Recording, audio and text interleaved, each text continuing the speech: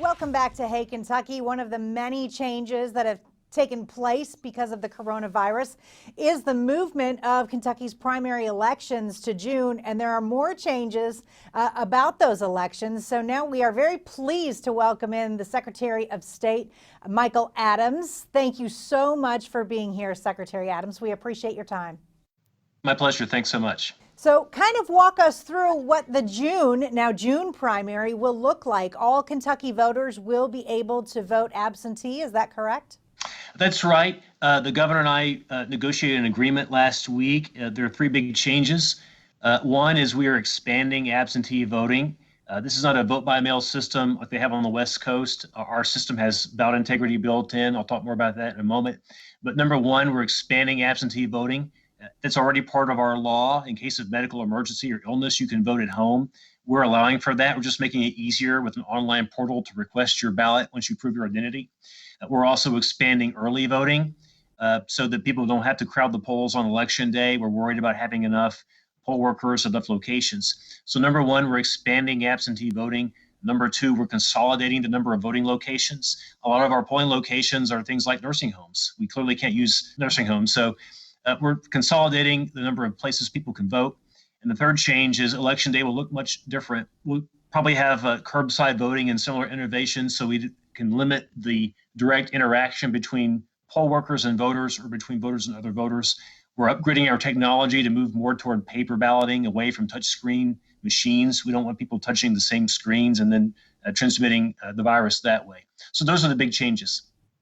Have you taken some heat from some of your colleagues for this?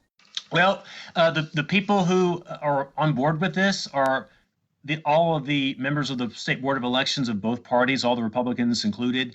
All the county clerks are on board with this of both parties. The people who actually run elections understand that we had no choice but to accommodate the reality. We just don't have enough PPE for poll workers. We don't have enough poll workers for that matter. We don't have enough voting locations. So something had to give. What I'm doing is the same thing that Republican secretaries of state are doing in other red states and what across the country we're all doing for this election. What we don't want to have is another situation where we get poll workers getting sick and we've got long lines of 5 or 6 hours to vote. That's not acceptable.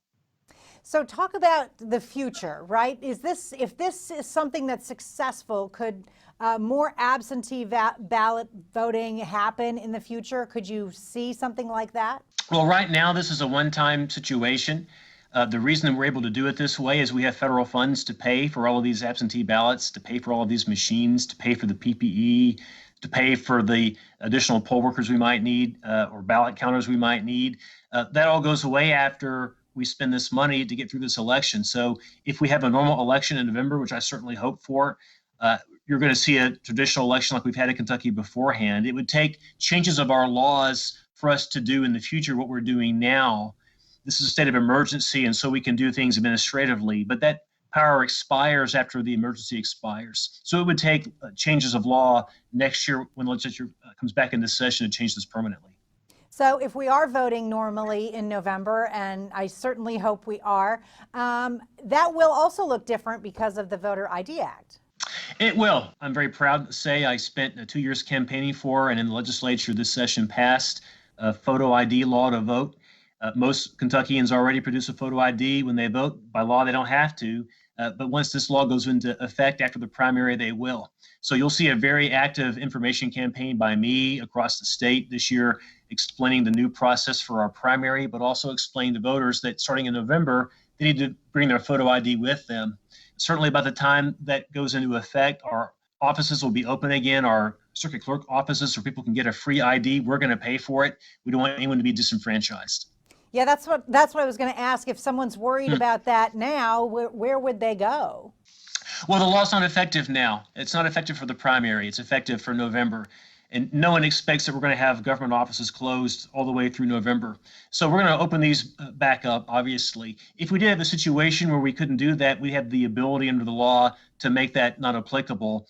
And even if we didn't, there's already a provision in the law that says if you cannot get an ID, if you've got a reasonable basis that you can't get a photo ID, then you can vote anyway with a non-photo ID, which is what our current law requires before it was changed. What do you expect turnout to be like for the primary?